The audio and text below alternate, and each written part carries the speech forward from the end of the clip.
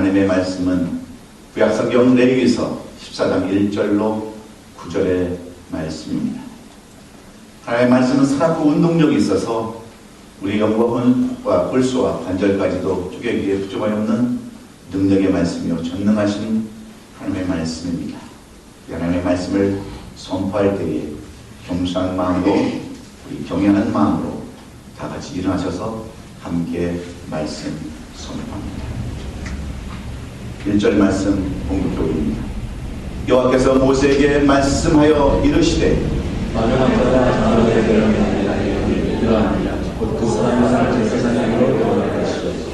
제사장은 진영에 나가 진찰할지니 그 환자에게 있던 나병 환부가 나았으면 제사장은 그 정결을 명령하여 살아있는 정결한 새 두 마리와 백향목과 홍색 실과 우슬초를 가져오게 하고 제사장은 또 명령하여 그 새 하나는 흐르는 물 위 질그릇 안에서 잡게 하고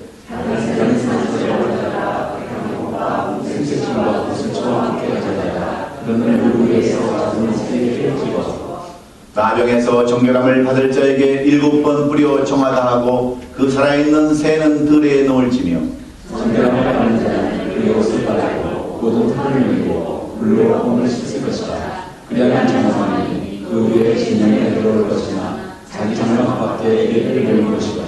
다 같이 7째 날에 그는 모든 털을 밀되 머리털과 수염과 눈썹을 다 밀고 그의 옷을 빨고 몸을 물에 씻을 것이라. 그리하면 정하리라. 아멘. 앉으시겠습니다.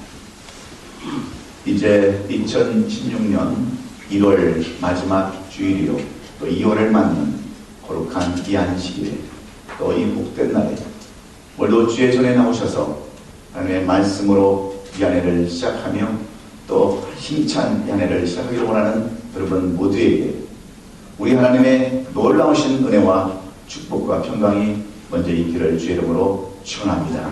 옆에 분들 인사 나눕시다. 잘 나오셨습니다. 인사 나눕시다.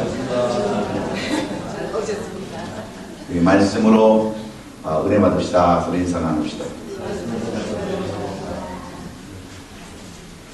저는 오늘 우리에게 주신 이 레위기서 14장 1절로 9절 말씀을 통해서 여호와 메카디 시켐 거룩하게 하시는 하나님이라고 하는 제목으로 말씀을 나눌 때에 우리는 하나님이 과연 어떤 분이신가, 하나님이 우리에게 요구하시는 관심이 무엇인가를 깨달아서 2016년도 우리 교회 목표인 영화를 알 때 힘써 알자 하는 그러한 목표가 이루어져서 여러분 모두가 아름다운 열매 맺고 승리의 삶을 살아가는 우리 성도들이 되시기를 주의 이름으로 축원합니다.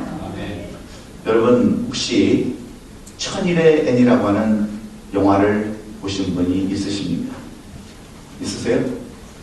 우리 권사님은 보셨다고요.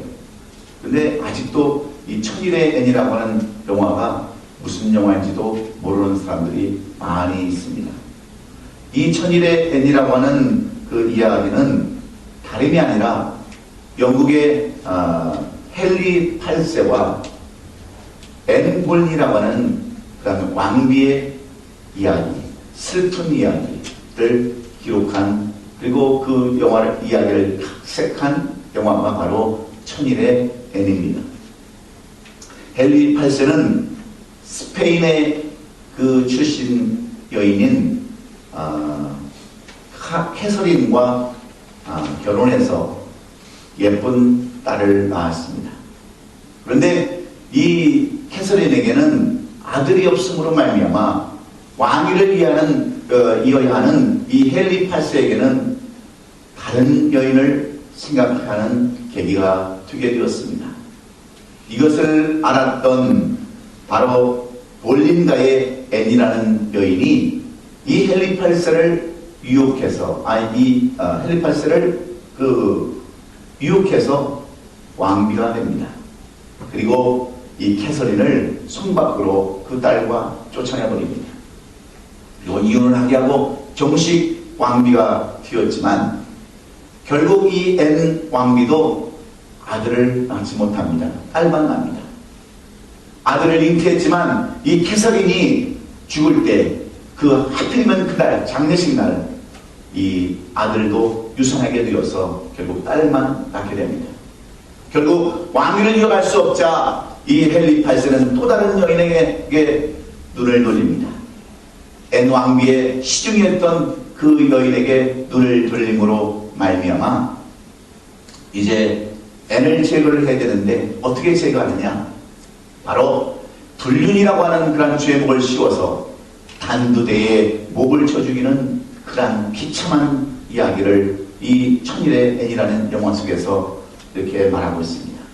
여러분, 한때 자신의 여인이요 자기의 핏줄을 낳게 했던 그러한 이 앤을 단두대에 처형시켜야 하는 헨리 8세의 그 악독함과 비록 짧은 생이었지만 왕비의 삶을 살아갔던 앤에 대한 이야기는 우리에게 많은 그러한 교훈을 주고 있습니다. 이 앤 공주가, 이 왕비가 감옥에서 과연 나는 이 헨리 8세와 얼마를 살았는가 그것을 살펴보니 천일이었습니다. 그래서 천일의 앤이라고 하는 제목이 붙었는데 그 천일 중에서 999일은 무의미한 의미였습니다. 단 하루만이 그에게는 아름다운 날이요 기쁜 날이요 그 헨리 8세와 아름다운 날을 맺었던 것을 보면서 그 날들을 지켜보면서 후회하고 절망하며 안타까움을 전하는 이 천일의 앤의 영화 속은 이야기는 바로 이스라엘 민족, 이스라엘 백성들, 하나님을 믿되 하나님을 제대로 알지 못하는 그러한 사람들의 이야기와 똑같습니다. 오늘 이스라엘 백성들의 삶과 신앙생활이 바로 그렇습니다. 겉으로 볼 때는 아무런 문제가 없어 보이지만 속의 삶에는, 신앙생활에는 하나님을 사랑하지 못하고 하나님을 떠나는 삶, 추악한 삶, 더러운 삶의 모습을 그대로 나타내고 있기 때문입니다. 그래서 오늘 이 말씀은 애굽에서 종살이던 삶을 그리워하고 또 다시 죄악 가운데 살 수밖에 없었던 이스라엘 백성들에게 하나님은 모세처럼 하나님을 다시 한번 소개하는 그러한 내용들로 기록되어 있습니다. 이 말씀은 2010년도 한 해의 목표를 가지고 시작하는 우리 교회의 표 여호와를 알되 힘써 알자 하면서 하나님의 존재를 새롭게 깨닫기를 원하는 우리들에게도 주시는 말씀과 같습니다. 우리의 신앙의 근본이며 주제이시는 하나님을 모르면 우리의 믿음도 신앙도 다 헛것이 될 수밖에 없기 때문입니다. 그래서 우리는 먼저 여호와 하나님을 알되 제대로 알기를 원하는데 여호와의 이름에는 수만 가지의 이름이 있다라고 말씀했습니다. 여러 가지의 이름이 있다라고 말씀했습니다. 거기에는 여호와 니시, 여호와 라파, 여호와 로이, 여호와 샬롬, 여호와 삼마, 여호와 차두케드, 체바오트, 여호와 멜렉 등 이루 말할 수 없는 이름들로 기록되어 있습니다. 왜 그렇습니까? 이스라엘 백성들이 그들의 더러운 입으로, 죄지은 입으로 차마 엘로힘이라고 하는 전지전능하신 하나님, 거룩하신 하나님의 이름을 그들은 부를 수 없었기에 이렇게 여러 가지 이름으로 하나님의 이름을 나타냈습니다. 그렇다면 전지전능하신 하나님, 거룩하신 하나님, 그 하나님이 우리에게 가장 먼저 요구하시는 것은 무엇일까요? 우리에게 관심을 가지시는 것은 어떤 관심입니까? 물론 하나님은 우리로 하여금 신앙생활을 여러분 잘하기를 원하십니다. 우리에게 모두가 다 행복한 삶을 살기를 원하십니다. 뿐만 아니라 하나님의 약속하신 그 약속의 땅에 살기를 원하는 것이 하나님의 관심인데 그것보다도 더 먼저 최우선적으로 요구하는 것이 있다면 그것은 바로 거룩인 줄로 믿습니다. 어려운 삶, 깨끗한 삶인 줄로 믿습니다. 우리가 구약 성경을 보면 하나님께서 이스라엘 백성들을 애굽에서 구원해내시고 신의 광야로 인도하셔서 모세로 하여금 십계명을 주셨습니다. 그리고 그들로 하여금 성막을 세우게 하시고 하나님께 제사 드리는 삶을 살게 하셨습니다. 그리고 이스라엘 백성들에게 신의 산 언약을 맺으심으로 비로소 저들을 택하신 언약 백성으로 삼으셨습니다. 그런데 이때 하나님께서는 저들에게 신신당부하는 말씀이 있었습니다. 그것이 무슨 말씀입니까? 바로 거룩에 대한 말씀입니다. 정결에 대한 말씀입니다. 무엇보다 이제는 하나님의 백성으로 살아갈 때 그들은 의로워야 한다고, 깨끗해야 한다고, 구별되는 삶을 살아야 한다고 말씀하셨어요. 그래서 모세가 지금 거룩하니 거룩하라고 살아가는 그 규례와 법률을 주시고 그 말씀대로 살라고 주신 그 말씀이 오늘 이 레위기의 말씀입니다. 여러분, 우리가 성경을 읽다 보면 창세기는 그런 대로 넘어갑니다. 출애굽기도 그런 대로 넘어갑니다. 그런데 어디서부터 막기 시작하냐면 이 레위기서부터 막기 시작합니다.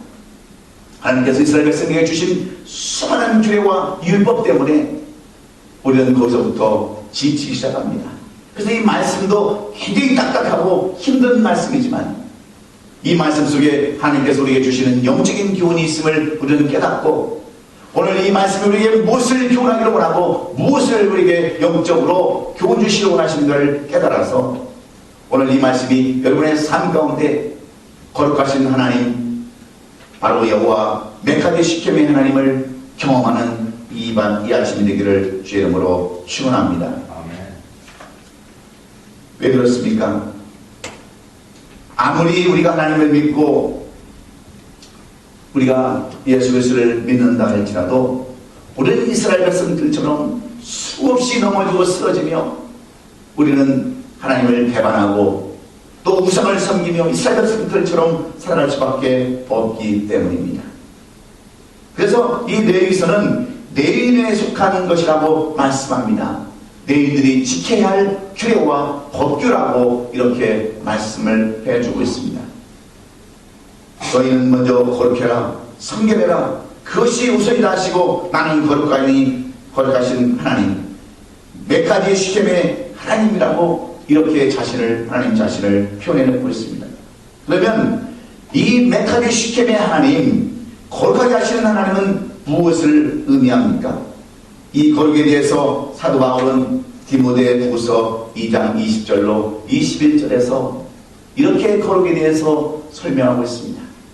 큰 집에는 금그릇과 은그릇뿐만 아니라 나무그릇과 질그릇도 있어 귀하게 쓰는 것도 있고 천하게 쓰는 것도 있나니 그러므로 누구든지 이런 것에서 자기를 깨끗하게 하면 귀 쓰는 그릇이 되어 거룩하고 주인의 쓰심에 합당하며 모든 선한 일에 준비함이 되리라 말씀하고 있습니다.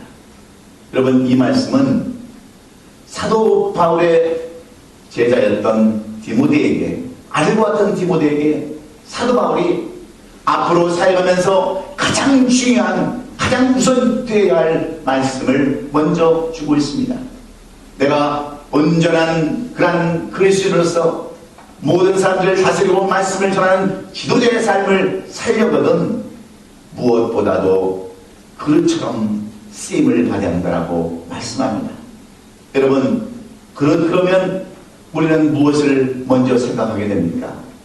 그렇다면 우리는 먼저 제일 중요한 것이 여러분 재질입니다. 무엇으로 만들었느냐, 무엇으로 빚었느냐, 우리는 그것을 따집니다. 그리고 그러면 우리는 브랜드를 중요시 여깁니다. 고려 도자기냐 아니면 뭐 시골 그 어떤 사람이 지은 거냐 만든 거냐 그 브랜드를 따집니다. 또한 크기를 따집니다.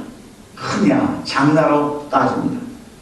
그리고 용도를 중요시 여깁니다. 어디다 쓰이는 것이냐 우리는 그걸 따집니다. 그러나 사도 바울은 분명하게 이 말씀을 통해서 이 거룩에 대한 말씀을 이렇게 말씀합니다. 용도가 중요한 것이 아니고 재질이 중요한 것이 아니고 브랜드가 중요한 것이 아니고 크기가 중요한 것이 아니라 가장 중요한 것은 깨끗함이다, 정결함이다라고 말씀하고 있습니다. 여러분, 아무리 금그릇이라 할지라도 은그릇이라 할지라도 깨끗하면 거기다 어떻게 음식을 담을 수 있겠습니까? 가장 중요한 것은 거룩함이요 깨끗함을 강조하고 있습니다. 그래서 사도 바울은 디모데에게 무엇을 말씀합니까? 권면합니까? 네가 아무리 실력이 있고 네가 아무리 많은 사람에게 인정을 받고 모든 것을 겸비했다 할지라도 깨끗하지 못하면 거룩한 하나님이 너와 함께 하시지도 않을 뿐더러 너는 쓰임을 받을 수 없다. 그러므로 그처럼 깨끗해라, 깨끗해야 쓰임을 받을 수 있다라고 이렇게 거룩에 대해서 강조하고 있습니다. 왜 그렇습니까? 하나님도 마찬가지고 사람도 마찬가지이기 때문에 그렇습니다. 사람도 깨끗하지 않으면 쓸 수 없고 하나님도 깨끗하지 아니하면 우리를 사용하지 않기 때문에 그렇습니다. 그래서 베드로전서 1장 15절로 16절에 오직 너희를 부르신 거룩한 이처럼 너희도 모든 행실에 거룩한 자가 되라. 기록되었을 때 내가 거룩하니 너희도 거룩할지어다. 이렇게 말씀하고 있습니다. 마치 빛과 어둠이 함께 공존할 수 없듯이 추하고 더러우면 못 쓴다라고 말씀합니다. 하나님은 거룩하셔서 더러운 것과는 상종할 수 없기 때문에 무조건 깨끗해야 한다라고 이렇게 우리에게 말씀해 주고 있습니다. 이 말씀은 바로 이스라엘 백성들과 같은 우리들에게 영적으로 주시는 귀한 교훈의 말씀입니다. 우리는 다 영적으로 나병에 걸린 사람들과 똑같은 사람들이기 때문에 그렇습니다. 하나님을 믿고 예수 그리스도를 믿다고 하지만 영적 무감각한 상태에서 살아가고 있습니다. 영적인 문둥병, 영적인 나병에 걸려서 코가 떨어져도 모릅니다. 귀가 떨어져 나가도 모릅니다. 손가락이 빠져나가고 발가락이 빠져나가도 모르는 영적인 무감각 상태로 살아가고 있기에 오늘 예수님께서는 우리로 하여금 이 정결함이 무엇이며 거룩함이 무엇이며 바로 메카디시켐이라고 하는 거룩하게 쓰신 하나님을 다시 한번 우리에게 소개하고 있는 줄로 믿습니다. 나병에 걸린 사람이 정결함을 받는 규례를 통해서 어떻게 우리도 깨끗함을 받고 거룩하신 얘기하시는 하나님 메카디시켐의 하나님을 우리가 경험하며 또 그 하나님의 언약 백성으로 살아갈 수 있는가를 말씀해 주고 있기 때문입니다. 그래서 오늘 우리는 최고의 우리가 주인에서 의인으로 더러움에서 깨끗함으로 바뀔 수 있는 그 비결이 무엇인가? 거룩하게 하신 하나님을 끝까지 신뢰하고 언약 백성으로 살아가려면 어떻게 그런 하나님의 은혜를 입을 수 있는가? 제일 먼저 죄에 대해서 구별된 삶을 살아야 한다라고 오늘 본문 2절은 우리에게 교훈해 줍니다. 우리가 2절의 말씀을 살펴보면 여호와 나병 환자가 정결하게 되는 날의 규례는 이러하니 곧 그 사람을 제사장에 데려갈 것이라고 말씀해 주고 있습니다. 오늘 본문을 보면 나병 때문에 거룩함을 잃었다가 회복되게 되는 절차를 보게 되는데 그런 사람에 대해서 말씀하는 나병은 어떤 것입니까? 여러분 우리가 먼저 나병에 대해서 알아야 합니다. 이 문둥병에 대해서 알아야 합니다. 문둥병은 그 당시는 의술로는 고칠 수 없는 그러한 불치의 병이었습니다. 죽을 때까지 이 병 때문에 실험하고 육체적인 고통을 겪어야 하는 병이 바로 나병입니다. 그리고 이 병은 전염된다는 데 있습니다. 그래서 격리를 시킵니다. 사랑하는 가족과 모든 사람들을 격리시켜서 마을 밖으로 쫓겨내고 그 사람들만 따로 사는 그러한 슬픈 삶을 살아야 하며 외롭고 괴로운 삶을 살아가는 것이 바로 나병의 그러한 특징이었습니다. 그리고 이 병은 저주받은 병이라고 했습니다. 그래서 하나님의 성전에도 들어갈 수가 없었어요. 그리고 길을 가다가도 나는 부정하다 소리를 질러야지. 그렇지 않으면 돌에 맞아 죽는 그러한 병이 나병이었습니다. 그리고 이 병은 죄로 말미암아 생긴 병이라고 모두들 그렇게 인정하는 병이었습니다. 죄 때문에 생기는 오는 병이라고 모두 다 알고 있었기에 여러분 오늘 이 나병을 우리에게 소개하는 것은 모두 다 죄 때문에 생겼던 병이라고 말씀하고 있습니다. 그러므로 무엇보다도 죄와 구별된 삶을 살아야 한다라고 이렇게 우리에게 권면합니다. 하나님과 언약을 맺은 백성 그 언약 백성으로 그래야 온전히 살 수 있다라고 가르쳐 줍니다. 물론 우리가 죄 안 짓고는 살 수 없습니다. 날마다 죄 속에서 묻어 사는 것이 우리들의 인생입니다. 그러나 우리가 세상 사람들과 다른 것은 무엇입니까? 우리는 죄를 지어도 그것을 회개하고 그것과 구별되는 삶을 살기 때문에 우리는 그리스도인이라고 말할 수 있는 겁니다. 자, 여러분 다윗 보십시오. 다윗은 비록 많은 죄를 졌습니다. 사울보다도 더 많은 죄를 졌습니다.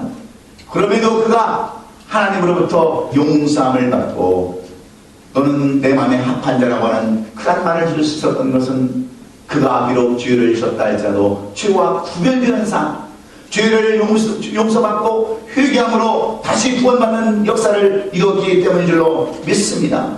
그래서 이 말씀은 하나님을 전적으로 믿고 신뢰하며 경외할 때 거룩해 해줄 수 있다고 하는 권면의 말씀과 같습니다. 우리가 열왕기하 5장의 말씀을 보면 거기에는 아람나라 군대 장관이었던 나아만의 이야기가 기록되어 있습니다. 여러분, 나아만은 군대 장관입니다. 그 무엇과도 어떤 명예도 부도 다 누렸던 사람이 나아만 장군 아닙니까? 그런데 그에게도 이 문둥병 나병이 걸렸습니다. 그랬을 때 그를 사랑하던 이 장군이 아람나라 왕이 친필을 써서 이스라엘의 왕에게 보내지 않습니까? 내 사랑하는 장군이 문둥병에 걸렸으니 너희가 이 나아만 장군을 치료해달라고 했을 때 왕이 금식을 하면서 고통 가운데 있습니다. 어떻게 우리가 이 나병을 고칠 수 있냐고 할 때 엘리사가 이야기를 듣고 전단을 보냅니다.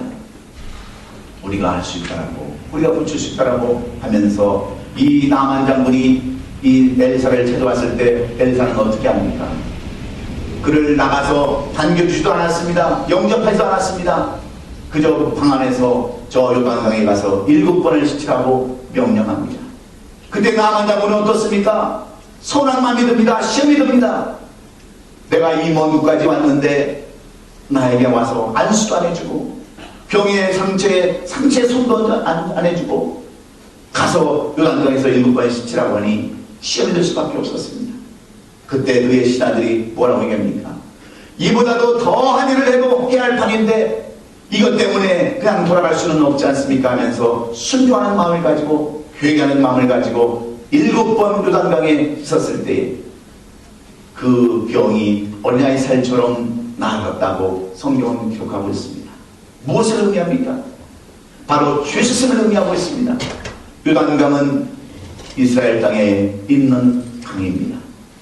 여러분, 나아만 장군이 살던 그 땅에도 아름다운 강, 깨끗한 강, 더 멋있는 강들이 많이 있었지만 하나님의 임재하시는 땅에 죄수심을 의미하고 있기 때문입니다. 그래서 구별되는 삶을 살아야 깨끗함을 받는 줄로 믿습니다.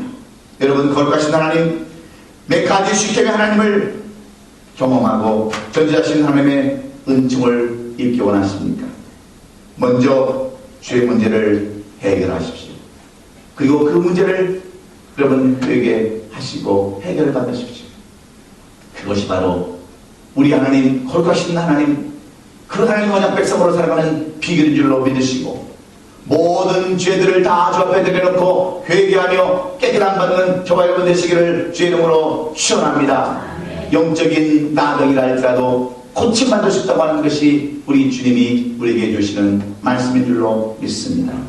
두 번째로 여호와 메카디 시켐, 한번 따라서 하십시다. 여호와 메카디 시켐. 우리가 언제 히브리어를 한번 이야기할 수 있겠어요? 이 여호와 메카디 시켐이라는 것은 거룩하게 하시는 하나님, 그러한 뜻입니다.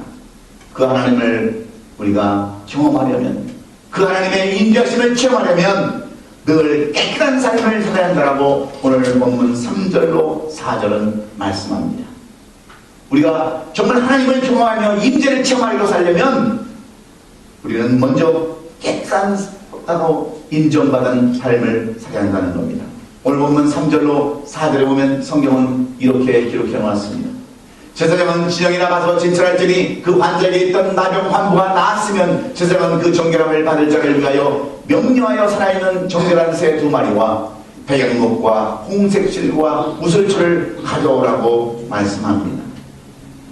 여러분, 나병이 나와서 정결함을 받은, 인증받은 그러한 절차가 있음을 우리에게 말씀하는 내용입니다. 우선 제사장의 도움을 받아서 진영 밖으로 나가야 합니다. 그리고 제사장의 확인을 받아야 하는데, 여러분, 진영 밖으로 나가서 1차적으로 여러분 정결의식을 받아야 되는데 왜 제사장을 통해서 받습니까? 제사장은 하나님의 위임을 받은 자이기 때문에 그렇습니다. 이 말씀은 무엇을 우리에게 의미해주는 줄 아십니까? 많은 사람들이 내 자신 스스로 나았다고 해도 그것이 옳다는 것이 아닙니다. 다른 사람들이 인정해도 여러분 옳다는 것이 아니라 하나님 보시기에 정결함을 받아야 한다고 하는 말씀과 똑같습니다. 그 아무리 주변 사람들이 정말 정결하다라고 증명해도 소용이 없고 하나님 보시기에 정결해야 하기 때문인 줄로 믿습니다. 사도행전 5장에 보면 우리는 아나니와 삽비라에 대한 이야기를 볼 수 있습니다. 이 아나니와 삽비라는 예루살렘 초대교회의 성도들이었습니다. 그들이 성령 충만해서 바나바를 비롯해서 많은 사람들이 자기 재산을 팔아서 사도들의 발 앞에 놓고 사도들은 그것들로 인하여 많은 사람들을 구제하는 데 씁니다. 그러므로 그들은 사도들에게 인정받고 교인들에게 많은 칭찬을 받습니다. 그들은 그래서 그들도 이 일에 동참하기 위해서 그들은 밭을 팝니다. 그런데 너무나도 아깝습니다. 잘못된 생각이 그들을 휘어잡습니다. 그래서 얼마를 감추어서 일부만 드렸을 때에 여러분 하나님은 그것을 받으시지 않았습니다. 베드로 하여금 성령으로 그것을 알게 하고 이것을 바쳤던 아나니와 삽비라를 책망합니다. 여러분 이것은 누가 시킨 일도 아닙니다. 자기들 스스로 자발적으로 한 일입니다. 그러면 칭찬받을 일임에도 불구하고 왜 책망을 받고 그들이 죽임을 당합니까? 그들이 드린 물질이 깨끗한 물질이 아니오 성령을 속이고 하나님을 속이는 물질이었기 때문임을 분명하게 말씀하고 있습니다. 하나님은 더러운 것을 싫어하시는 분입니다. 깨끗한 것을 원하시는 분이기 때문에 이런 말씀을 우리에게 주고 있습니다. 그래서 나병에 걸린 사람들을 정결의식을 통해서 보내주시는데 새 2마리와 백양목과 또 홍색실과 우슬초를 준비하라고 명령하고 있습니다. 여러분 왜 그 많은 것 중에서 새 2마리와 백양목과 홍색실과 우슬초를 준비하라고 말씀합니까? 여기에 무슨 상기의 뜻이 있습니까? 여러분 백양목은 그 이름 그대로 향내를 바라는 나무입니다. 나무 중에 나무요 나무 중에 왕이라고 하는 이 백양목은 아무리 자신을 찍는 도끼에도 그 향을 바라는 그러한 특징이 바로 백양목입니다. 거룩한 것을 의미하는 상징하는 나무가 백양목입니다. 홍색실은 무엇을 의미합니까? 양털에 붉은 염료로 들인 그 양털실에 붉은 염료를 들여서 만든 것이 홍색실입니다. 바로 피를 의미하고 생명을 의미하는 것이 바로 홍색실이요. 우슬초는 박하식물의 식물입니다. 향을 내는 것, 더러운 것을 깨끗하게 하고 냄새를 제거해주는 그런 향을 내는 식물이 우슬초입니다.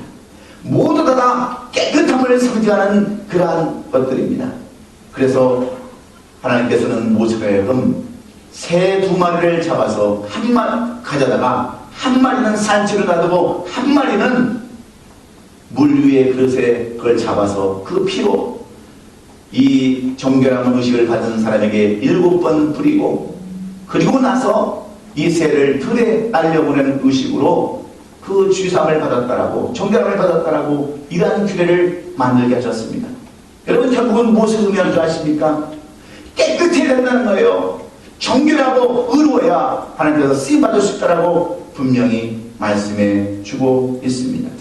그래서 여러분 엘리야가 이 말씀을 가지고 여러분 남한장군에게 똑같이 가서 7번 씻으라고 말씀하심으로 그들은 질병을 고칠 수 있었습니다.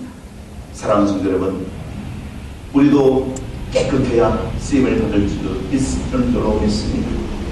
마태복음 10장 16절에서 보라 내가 너희를 보내니 양을 이리 가운데 보낸 것 같도다. 그러므로 너희는 뱀같이 지혜롭고 비둘기같이 순결하라 말씀합니다.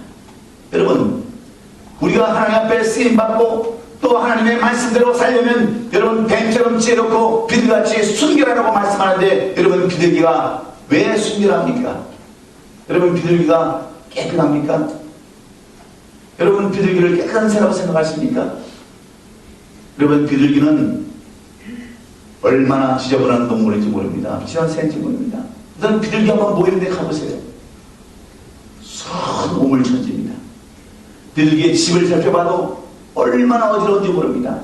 그럼에도 왜 불구하고 하나님은 이 비둘기를 순결하다고 말씀하는 줄 아십니까? 비둘기에게는 다른 새들, 다른 짐승들이 갖고 있지 못하는 한 가지 특징이 있기 때문에 그렇습니다. 비둘기는 어떤 목표물을 정해놓으면 그 목표물을 정확히 잡아가 지우치하고 정확히 날아가는 습성이 있는 짐승이기 때문에 그렇습니다. 그래서 여러분 노아가 그 오랜 세월 동안 홍수 가운데서 이제 물이 다 가라앉고 홍수가 내리고 이 방주가 정착을 할 때에 제일 먼저 내보낸 그 새가 바로 비둘기였습니다. 이 비둘기가 상난 잎사귀를 몰고 들어왔을 때 그는 배에서 광주에서 내릴 수 있었습니다. 한 번 정해놓으면 정확하게 그 위치까지 갔다가 오는 그것이 바로 순결함이라고 말씀하는 거예요. 여러분 우리가 죄 가운데 살아갈 수밖에 없습니다. 이 세상을 살아가다 보면 얼마나 우리가 죄 가운데 살아갈 수밖에 없습니까? 그럼에도 불구하고 그것을 정해서 깨끗함으로 나아가는 것이 바로 순결이라고 이렇게 말씀해 주고 있습니다. 사랑하는 성도 여러분, 그 어떤 취하고 더러운 것이 우리 앞을 가라막아도 여러분 정해놓은 목표를 향해서 나아가야 여러분 깨끗함을 받을 수 있습니다. 깨끗하고 어렵고 순결한 삶을 살기 위해서 우리는 달려나가야 합니다. 지난해 우리나라는 세월의 사건과 성완종 비리 사건으로 인하여 정치계가 폭풍을 만났습니다. 급기야 국무총리가 사임을 하고 많은 사람들이 비리에 옥류되어서 재판을 받고 끌려가는 그러한 사건들이 있었습니다. 여러분 왜 이런 비리 사건들이 나타납니까? 수많은 어린 학생들이 수학여행을 가다가 그냥 다 물에 빠져서 아까운 인생들을 다 물에 수장하고 말았습니다. 왜 그렇습니까? 다른 사람들 비리에 옥류되어서 정치인들에게 돈을 주고 자기들의 사리와 욕망을 채웠기 때문에 그렇습니다. 깨끗한 다 그리스도인들입니다. 그럼에도 깨끗하게 살지 못했기에 그들은 결국 다 자살로 인생을 마치지 않았습니까? 마치 가룟 유다와 같은 삶을 그들은 똑같이 살았습니다. 왜 그렇습니까? 깨끗이 못하기 때문에 그렇습니다. 정결한 삶을 살지 못했기 때문에 그렇습니다. 왜 요즘 교회가 그렇게 시끄럽습니까? 왜 많은 사람들이 교회를 등지고 떠나고 살아가고 있습니까? 많은 지자들이 깨끗한 삶을 살지 않기 때문에 그렇습니다. 세습을 하고 많은 비리를 나타내고 돈 때문에 많은 그 비리와 많은 잘못된 삶을 살기 때문에 많은 사람들이 이제 지쳐서 실망되어서 떠나가는 건 아니고 무엇이겠습니까? 사랑하는 성도 여러분, 하나님의 언약 백성으로 살아가기를 원하십니까? 비둘기처럼 순결하시기를 주의 이름으로 축원합니다. 거룩함을 잃어버리고 정결함을 우리가 잊어버리면 타락하는 삶을 살할 수밖에 없기에 오늘도 이 정결함을 위해서 거룩함을 위해서 비둘기처럼 순결함으로 깨끗하게 나갈 수 있기를 예수님의 이름으로 축원합니다. 마지막으로 여호와 메카니 시켐 거룩히 하시는 하나님은 어떤 하나님이십니까? 무엇을 우리에게 요구하시는 하나님이십니까?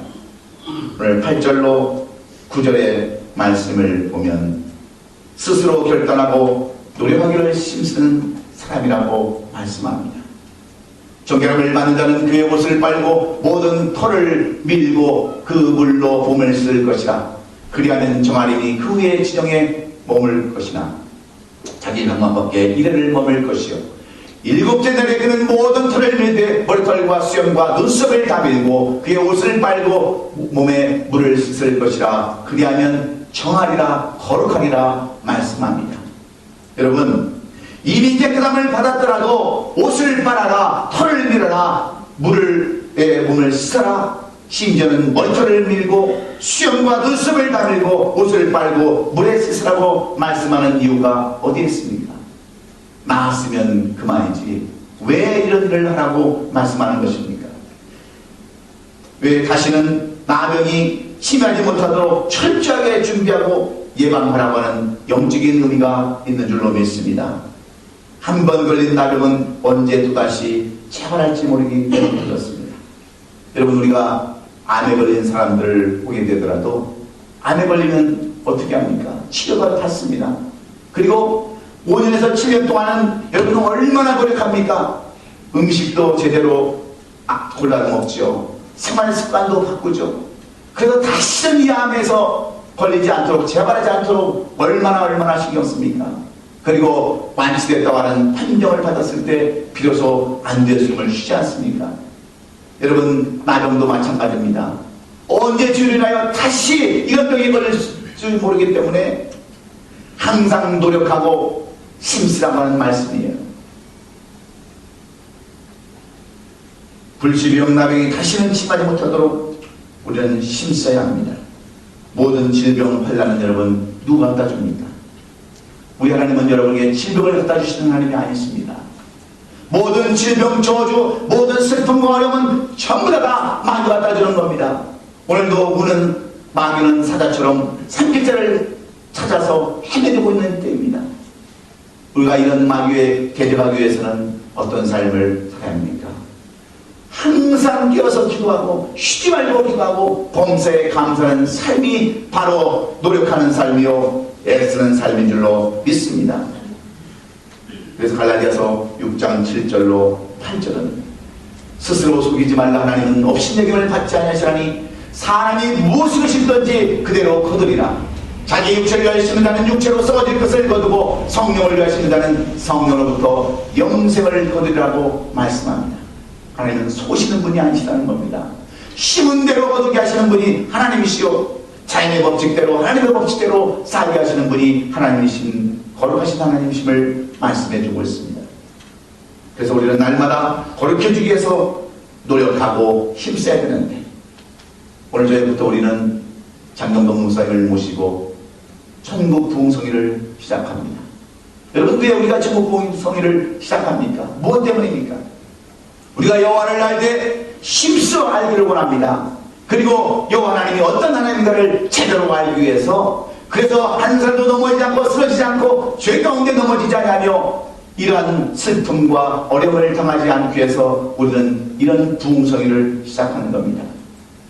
많은 인력과 많은 금전적인 그러한 지출이 있어야함에도 불구하고 우리가 이런 부흥성회라는 것은 바로 우리가 하여금 거룩하게 하신 하나님, 우리가 이거 모든 백성으로 살게 하신 그 하나님을 제대로 알기 위함이기에 오늘 여러분들은 주에 대하여 구별된 삶을 사시기를 주의 이름으로 축원합니다. 주시는 말씀으로 말씀의 거울을 자신을 비춰보고 회개하는 삶을 사셔서 여호와 메카디시킴 나를 거룩하게 하시는 하나님을 체험하는 이 부흥성회가 되기를 주의 이름으로 축원합니다. 항상 깨끗한 삶, 의로운 삶을 사셔서 오늘도 우리와 함께 언약 백성으로 살기를 원하시는 그 하나님을 체험하는 저와 여러분 되시기를 주의 이름으로 축원합니다. 그래서 스스로 결단하고 노력하는데 정확한 목표를 가지고 순결하고 나가는 비둘기처럼 힘쓰고 애쓰는 저들의 됨으로 말미암아 2016년들은 우리에게 무언가를 이루는 그러한 아름다운 한 해가 될 수 있기를 주의 이름으로 축원합니다. 거룩하게 하시는 하나님, 여호와 메카디 시켐의 하나님을 이 부흥성회를 통해서 말씀을 통해서 체험하고 경험하는 우리 모든 성도들이 되시기를 예수님의 이름으로 축원합니다. 축원합니다. 기도하겠습니다. 전능하신 우리 아버지 하나님, 거룩하신 우리 아버지 하나님, 하나님은 우리에게 다른 것을 요구하지 않으셨습니다. 피를 흘리는 제사를 요구하신 것도 아니고 그 어떤 희생의 번제도 요구하는 것이 아니라 가장 먼저 우리에게 요구하신 것은 거룩함이었습니다. 성결함이었습니다. 순결함이었습니다. 그래서 오늘 우리도 이 말씀에 따라서 거룩하기를 간절히 원하오니 우리의 죄가 종빛 같다 할지라도 회개함으로 주 앞에 나오게 하시고 그 죄를 해결받게 하여 주시옵소서. 항상 깨끗한 삶 살게 하여 주실 뿐만 아니라 다시는 이런 질병, 다시는 어려운 환난 죄 가운데 빠지지 않도록 애쓰고 힘쓰는 삶을 살아가는 우리 성도들로 축복해 주시옵소서. 오늘 주시는 말씀 힘들고 어려운 말씀이지만 이 말씀해 주시는 영적인 교훈을 깨달아서 거룩하기에 힘쓰고자 하는 우리 성도들을 부흥성이와 말씀으로 새롭게 하여 주옵소서. 모든 영광과 찬송과 존귀를 우리 주님 앞에 돌려오며 예수님의 거룩하신 이름으로 감사하며 기도하옵나이다. 아멘. 우리 말씀을 기억하시면서 거룩하신 하나님 주께 감사